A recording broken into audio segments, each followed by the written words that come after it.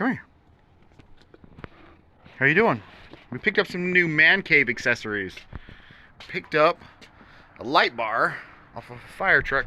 I think it came off a square body Chevy. I'm not exactly sure the year, but let's plug this in, see if it works. I don't think it completely works, the guy said. So let's see what's wrong with it, see if we can fix it, see if we can have a man cave accessory. Why not?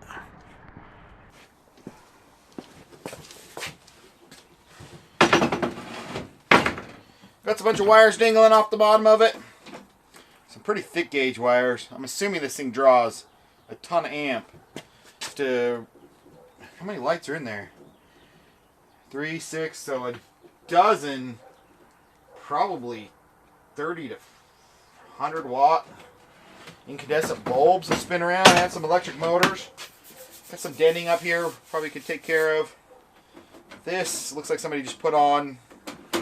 It's been on there probably its whole life, but maybe we'll take that off. I don't know. Let's look at it. We can hammer that pretty flat if we are able to get it off. This would have come in different versions. Like they would have just had a blue one over here for the police. I'm sure they even had green lenses and amber lenses and everything else. I don't have any mounting hardware for it. This is exactly how it came. It looks like we have some bolts that you can mount stuff with. You can see there used to be some sort of mount right here. Probably bolted onto these and put it down on the roof of the truck or something. Looks like we have some just 1/4" screws on the end. So we're missing an ID plate on this side. It looks like it didn't fall off like that long ago, but we have the other one on this side. Code 3 SAE W3-76 public safety equipment. Maybe we should just plug it in first. I'm assuming some of the wires go to, I'm assuming the big fat wires go to the main assembly, and there's a second set of wires that probably goes to like the siren. If there's a siren in there. I don't even know. So let's just hook up power to these and see what happens. Turn it on. Oh, these are all working. We got a bulb out here. We got no bulbs working over here. This one's bouncing around quite a bit.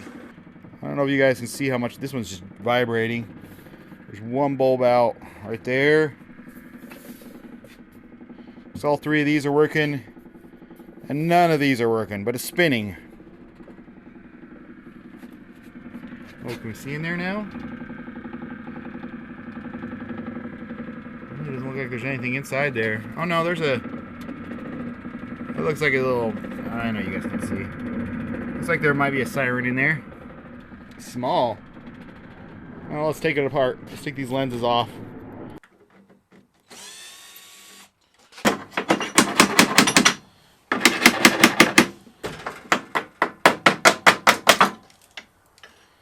Well, hasn't been off in a while. This whole lens come off now.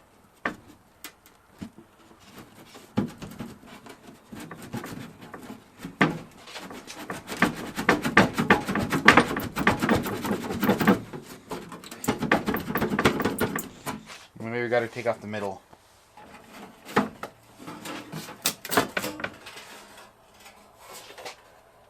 Okay.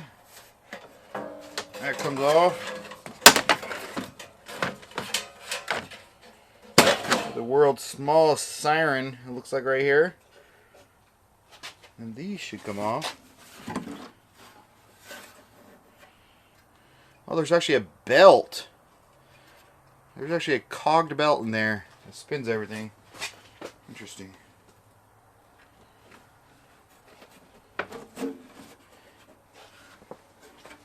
So the motor rotates both the assemblies from this cogged belt. And the motor actually has a date on it, 12/4 of 1979. So we've got a date on it now. The wiring's pretty simple. We have 2 blue wires that are coming out, and if we go up into here, you can see it just pop up right here. It's just the positive for one's for the siren, and one's for these clearance lights. and then they just ground to the body. None of these work. None of these lights were working. Okay, whoever the firefighter that put this in is a man after my own heart, because he wrote new 8/22, and I think that says 82. It says 8 or 88. Had bad handwriting. But let's see if this actually works. Let's just hook up the battery to it real fast. Jumper. Yeah, so that bulb actually works. So we have a problem in the mechanism that turns us on. Let's see why we're not getting power up through the middle of that. So this has to act like some sort of slip ring. So these two contacts right here are going to be your positive power coming through. I have no idea how this works, but we have a cotter pin here. Take out the cotter pin. And maybe power's just not hooked up to the bottom of it. But I'm intrigued to see how this works anyway, so we'll just take it apart. Take out our cotter pin. Straighten it out, reuse it.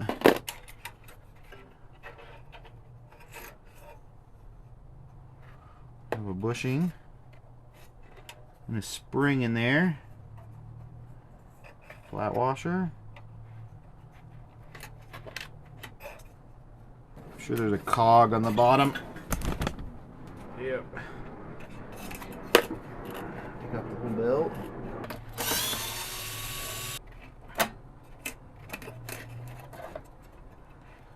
And some tension with the belt.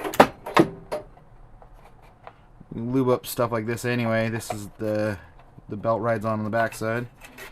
And this whole thing will come off. And I think we should be getting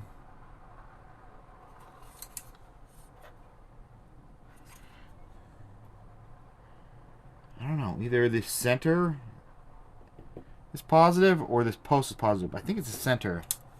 No power is coming to the center right here, but I think I found the problem. Whether or not I can access it is another question. That is nice and corroded in there. That is the electrical contact. So that red wire bolts under here and it pops up right here. So maybe I'll remove this and see if I can pull that up if it comes up with that. Held off.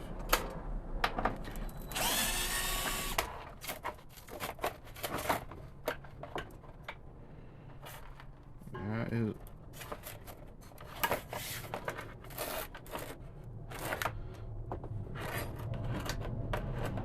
there we go. There's our wire right there. We'll just clean that up.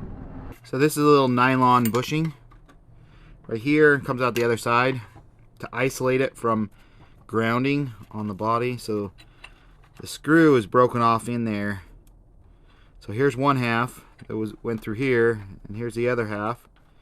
And I don't think I got it all out. I think I'm missing about almost an eighth of an inch. So it's stuck probably in the middle of this brass rod right here down in there.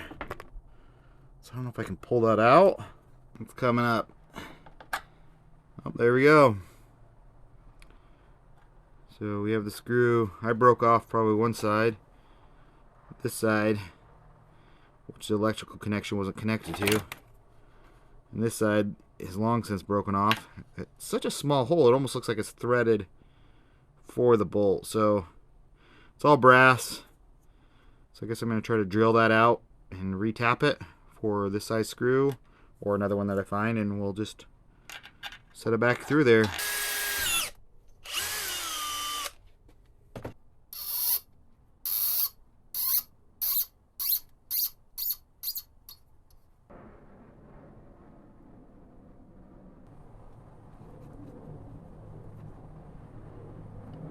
And then we'll slide this down in and try to insert this. Insert it down until it touches that. It's touching it.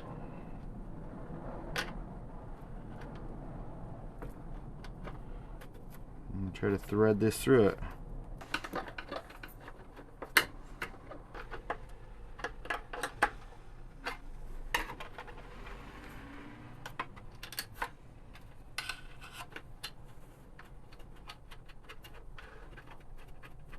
Okay, the meter will beep if it's making a connection. Yep. Put some grease, I guess, on some of the moving parts.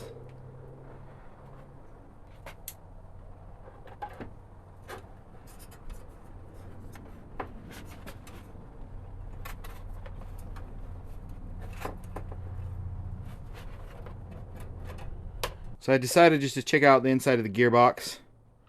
I couldn't get this cog off, so I took that off. I was able just to take out the bolts and it completely came out. You can see it's just a worm gear. But the grease actually still feels just fine. So I'm going to put a little bit of chainsaw bar oil in there. Just a little bit. This stuff stays super tacky, so it'll just stick to there. We'll just put a little bit in there and that'll make it live longer. Maybe. I don't know what this is. Don't know what this is, where it came from. So there's a little screw in there to adjust the slop in there. It looks like this little nylon bushing and little washer. It's falling off the tip in there. Guess we'll put that back on. So there's no way this fell out just sitting in there. It doesn't fit through that hole right there, and it was so close up in there, so I had to back the motor out. So this has been out since it's been new. So we'll put that back on, and then we'll just snug the motor back up, because once it's up in there and the motor's there, it can't just fall off. So that's interesting. So I guess I'm glad I opened that up. Not that it really matters. Just takes out a little backlash. We'll snug the motor back up. I don't think I dropped the brushes or anything. So this is your belt tensioner.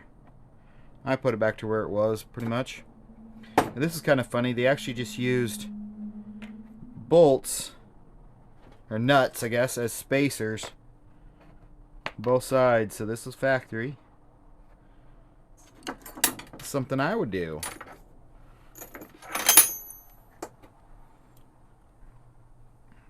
Okay. So it goes around that, and then it just goes around this cog. So this contact down here is a positive, and this just grounds to the frame. And for some reason they have two contacts. So one contacts this bulb, one contacts this bulb, but then they have a jumper wire that goes over and contacts the third bulb.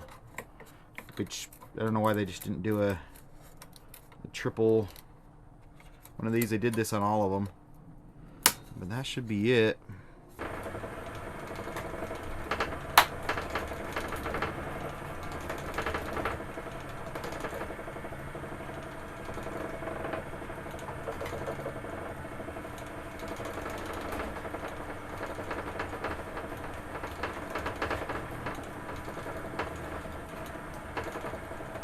There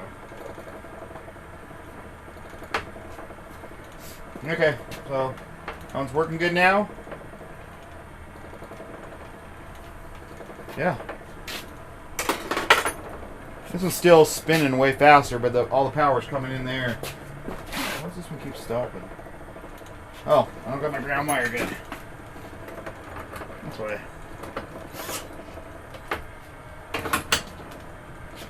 This one's still spinning a fair amount slower. Let's see if this siren works, I guess. Right here, right now. This should be siren.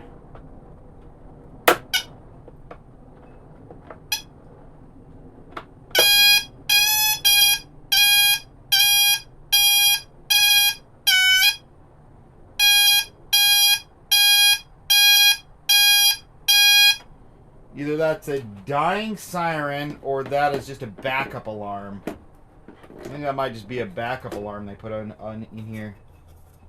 Oh, it says back buzzer. So that is just a backup buzzer they put in there. There is no siren. That kind of sucks. You ground them out. Yep. So those lights work. Backup buzzer works. They're pretty dented up right there. They're very dented up right there. So I'm going to do a little bit of hammer and dolly work. It's already been stretched and somebody's already kind of messed around with it. Let's see if we can get that back to some sort of resemblance of a square piece.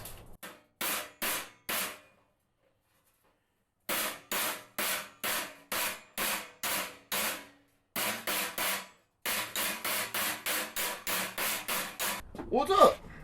You been good? Okay. So, housing goes on. These actually aren't bad. I could polish them, but I don't think they're bad at all. You can get a little bit more clarity, but you can already see through them, so this is about as straight as it's gonna get. Hammered it out pretty decently. Jam this through here. Keep that light fixture on the front because that kind of covers up some of the damage. And they got holes and everything they've put in there for it. But this kind of tucks in. There we go. All the lights are working except for the one that's burnt out. Threw my multimeter on and I tested a couple bulbs. All together, with all 12 bulbs going, this thing's drawing about 35 amps. Plus the motor, we're right around 35 amps. That's way too much to have this just as like a man cave hanging and plugging in once in a while. So I need to look into getting a dozen of these, I think they're par 38s, LED bulbs, or just making my own LED bulb type fixtures in there with some LED light strips, something. Probably just find some par 38s. Even if I only put in maybe even one, and each one just got 4 of them, and it would just spin around.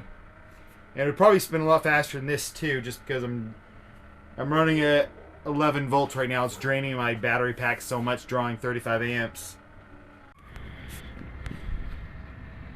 What do you think? Think the Volkswagen looks good with it on there?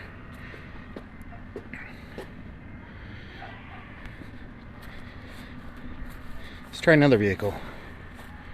Let's put it on the Expedition. That could actually be a fire vehicle.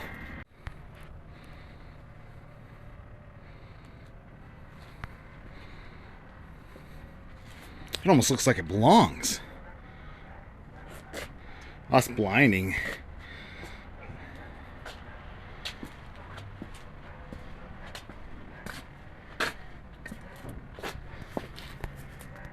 Old Ford kind of looks good with them.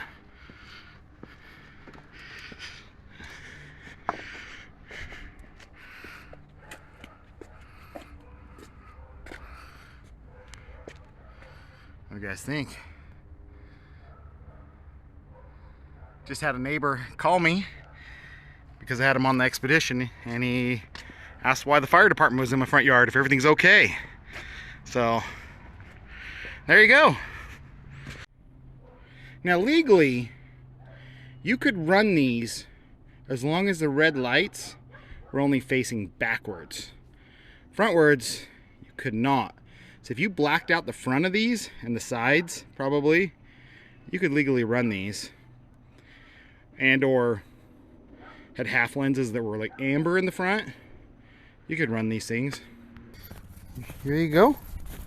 Let's go.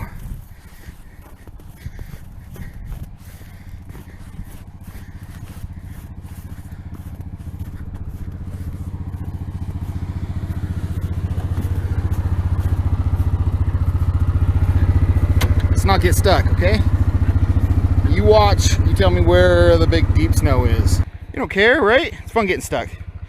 If I'm sounding like I'm out of breath, don't get a gym membership. Just go play in the snow. Bring a shovel, plenty of exercise. 100 feet out, one winch line's not enough. And we're almost out of the hole.